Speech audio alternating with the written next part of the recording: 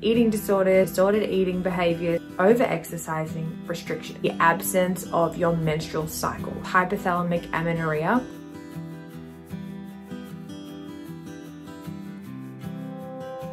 Hey guys, thanks for tuning in and thank you for the feedback on my last personal update on my hair loss. That was my first big personal vlog and we're going to continue that today, and we're going to really dive right into my history with eating disorders and disordered eating behaviors and patterns, but really diving into that because I want to really share and talk with everyone about HA, which is hypothalamic amenorrhea, which is the absence of your menstrual cycle. So I want to discuss my journey in depth about trying to get my period back and what that entails.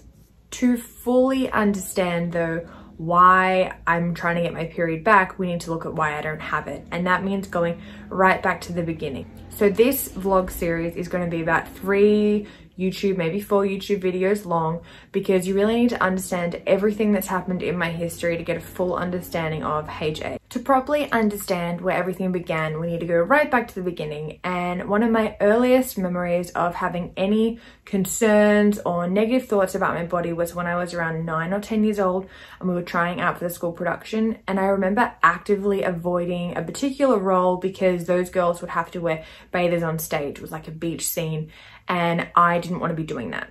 Now, when I look back at photos of me as a 10-year-old, there was nothing remotely even chunky or fat. I don't even like using those words, but there was nothing to even indicate that my body wasn't of a standard size or an accepted weight. But I already had those thoughts that prevented me from trying out new activities because I was worried about how my body would look. There were so many things that I did as a young child because I was self-conscious of my body. And it makes me incredibly sad to know that I felt that way as a 10-year-old, but it also is heartbreaking for me as a teacher and as a parent to know that so many other 9 and 10-year-olds and even younger are faced with so much more these days and are therefore going to be having so many of those thoughts as well. I had those thoughts quite young, but nothing really manifested until I was about 15. I got really into running and exercising and loved it. Like I genuinely did and do still love exercising and that heart pumping, high adrenaline type of exercise. And I fell in love with it. So naturally, when you start running and you start doing high intensity exercise, you start to lose weight and people started complimenting me on that. Then I started focusing on my food and what I was eating and getting a bit more into healthy eating and clean foods. I started cutting out whole food groups and started avoiding bread and started avoiding other foods. And then it slowly started to manifest itself into a full-blown eating disorder. At around 16, I was very, very underweight. I will not disclose my weight on here because I don't think it's important, but people were talking about me, people were worried about me, people were actively asking my parents if they knew about me, if I was okay. The issue for myself is that it took a very, very long time for me to even acknowledge that I had an eating disorder because I was never ever properly diagnosed with an eating disorder. I didn't need to go on a feeding tube. I was never so underweight that I couldn't do activities or that I was passing out or that I was feeling faint. I was still able to exercise, therefore I was fine and I was healthy. Go all day without eating and then maybe eat at night, and then sometimes it would also result in a binge purge cycle. So eating a lot at nighttime and then vomiting it up. It was awful. And that took up a large part of my life doing that for about a year. I injured my knee and I couldn't exercise anymore, which meant that I started gaining weight. And that was my saving grace at that point because it meant that I started gaining weight and I started looking healthier. However, I then felt like I was fat and it was now a constant battle to try and lose the weight that I'd regained. So in come all the fad diets and the quick fixes to try and lose 5 kilos, 10 kilos, whatever it was. So if you can think about it, I did it. Skinny me tea, lemon detox diet, everything. I tried it. It would work, then it would not work. My period at this point at around 18 was still present, but very, very irregular. So sometimes it would go between 2 months, 6 to 8 weeks. Other times it was every 3 months I would get my period. but it never bothered me. I also went on the pill when I was 16 and didn't come off that for 7 years. So every time I would talk to a doctor about the fact I didn't have my period, which I did often, they would tell me it was just the pill and there was nothing to worry about. So you can probably pinpoint that's the moment where my lack of trust and faith in doctors and the hospital system started to emerge from, because they know little about everything, which means they know not a lot of detail about specific things, especially women's health and our periods and our menstrual cycles and the importance of that. So as an 18-year-old though, you're told by your doctor that it's okay, so you believe that it's okay and it's not an issue. At around 19 or 20, I got very, very heavily into the gym and loved weight training and strength building and working out. And this meant that in order to do that, I would have to eat and eat and eat and eat. And I did, but it was all very regimented and very controlled. So everything was calorie counted, and if it fit your macros, it goes. So I really have I've done so many different diets and so many different things that I found it very difficult to understand my own natural hunger cues and what they meant. I never have really had good control over eating too much or eating not enough. So I could quite easily go all day without eating, and then I could quite easily eat all day, every day, everything in sight, and not stop even when I'm full. So my receptors aren't really working properly to tell me when I'm full or when I'm hungry. Fast forward a little bit to wanting to get pregnant with Hunter. Now, I went off the pill and my period never ever came. Michael and I started dating when I was 17, and all I wanted was a family. So my biggest fear was that I wouldn't be able to have kids. Luckily, Hunter came into the picture and it was fantastic, but that wasn't without help. I went to the doctors and we got blood tests done and everything was completely fine. I didn't understand what was going on. Not being able to fall pregnant was the biggest fear of mine. So this completely and utterly spiraled me out of control, and I found it very, very challenging not being able to cope with the fact that I couldn't just fall pregnant. You know, you spend your whole life being told not to have sex because you're going to fall pregnant, and you convince yourself how easy it is. In movies, you see everyone falling pregnant, and then you go to try and have a baby and you can't have a baby. That is really, really challenging. And I know I'm in a much better position than other people were and other people still are. But for me, that was a really, really traumatic experience. And I still have to work through a lot of that trauma, because the thought of not being able to have Hunter in my life is absolutely petrifying. I cried and cried and cried for months on end until I fell pregnant. It was something that I didn't know how to handle, not being able to fall pregnant, and it was really, really challenging. Luckily, I had a really good support system and we worked through that. When I was pregnant, I was the most whole, complete version of myself I have ever been. So many areas of my body fixed themselves. At around 19, I started developing all these IBS symptoms. They went away completely when I was pregnant with Hunter. It was amazing. So I fell pregnant with Hunter when I was 25. And it was an incredible 9 months, and I loved every single day of being pregnant. Truly, he healed me from the inside. You will soon find out why that is though, because I have now come to this realization, to do with all my hormones, why I was better when I was pregnant than I was when I wasn't. Just after Hunter was born, everything started coming back. All my IBS symptoms that I had before started coming back, and I really wanted to be the very best version of myself for Hunter and for my family. I wanted to be the best mum I could be. So that meant I started doing some research, and I came across a whole foods plant-based diet. Now, for 2 whole years, I could tell you that a whole foods plant-based diet absolutely, in its entirety, cured my eating disorder, and it made me appreciate food in a completely different way, and I was completely and utterly in control. And I was. For 2 years, I honestly felt so great when it came to eating and food.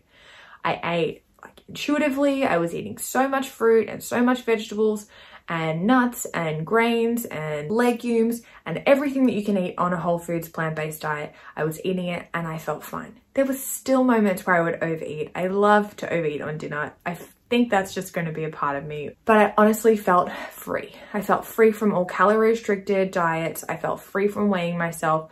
I felt really complete with just being a mother and not having to let this control me. Fast forward a little bit to 2019, where this is the year we decided we were going to try for another baby, That failed, was told we had to go through IVF. So you can imagine the trauma that was causing inside of me. We then decided we would sell our house, quit our jobs and buy a van and travel around Australia. I also decided it was the perfect opportunity to start a new business and dive right into that and start and finish and launch my whole food plant-based ebooks.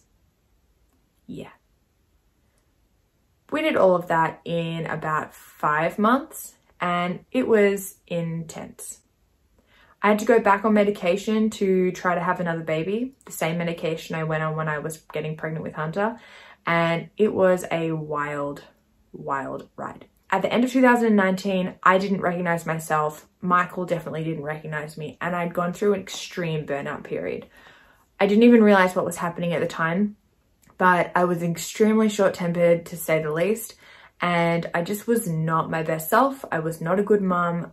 And I can say that I was not a good mom. I was not the best version of me I could be. And therefore Hunter was not getting the best of me at all.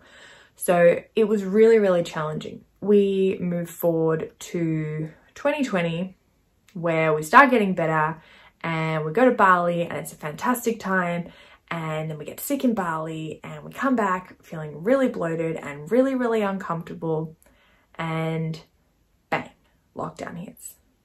So now I'm stuck in lockdown with my family, who I love dearly, but now for the first time since moving out of house as an adult, I'm not in control of the food that's in the pantry, and I'm not in control of the dinner that's being cooked and how it's being cooked. So I completely and utterly felt every single thing rushing back to me that I truly believed had healed, except what I didn't realize is I had put in all these strategies in place for myself, so my eating disorder and distorted beliefs and behaviors weren't actually impacting my everyday life, to the point where I thought they didn't exist anymore.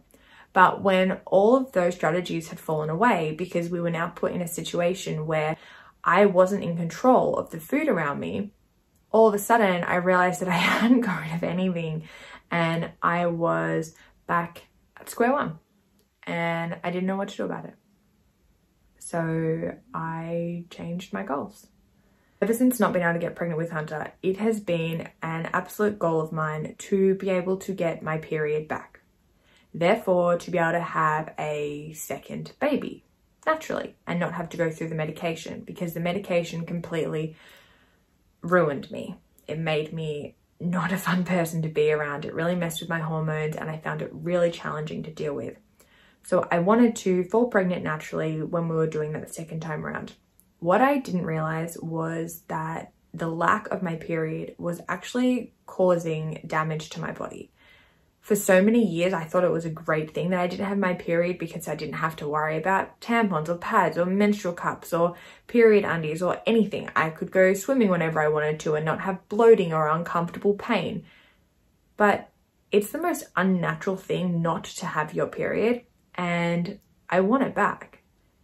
I'll get into all the details as to why properly in the next video, but it's really important that you understand that you need to have your cycle.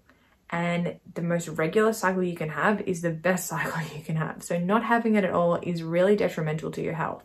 I decided to take the time in lockdown to really approach my food differently and to start cooking food on my own and take back control of that I felt like I had lost. So since we've been in lockdown, I've been cooking all my own dinners as well as helping out with making everyone else's food. That's fine, I enjoy it. I don't have much to do at the moment. We're in lockdown. Lockdown truly brought to the surface a lot of issues that I thought I had fixed and solved and were long gone, and then it turns out they weren't. They were just shut off in a little part of my mind and they all came running back. And there were days where I just cried and cried and cried. And there were a lot of tears and there was a lot of self-reflection and a lot of understanding what was truly important for me. What did I need to be focusing on right now to feel in control? To feel at peace and at whole with my body and with what I was doing. And for me, it had to start with getting my period back.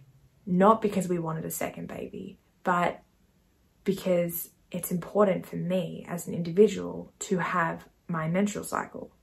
It's important that my body functions properly because a lack of my period is only indicative of one thing: and that is that something is not right in my system. That has become my focus for the last 3 months, and I am doing lots and lots of things to try and fix that.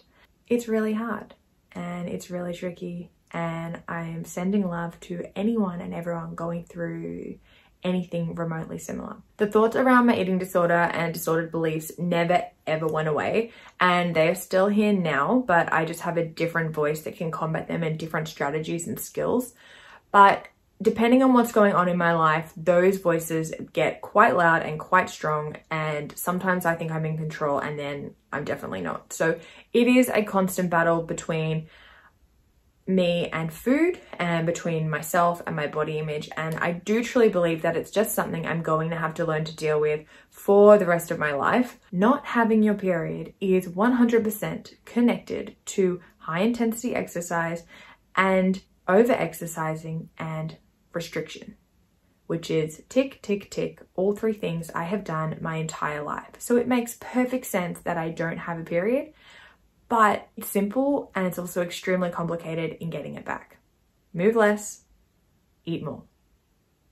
Yeah, you try doing that when up here is a minefield. So I've spent the last 3 months putting in place a whole bunch of strategies so I can effectively help myself get better and heal my body from the inside out. I am hoping that you found this extremely insightful and interesting.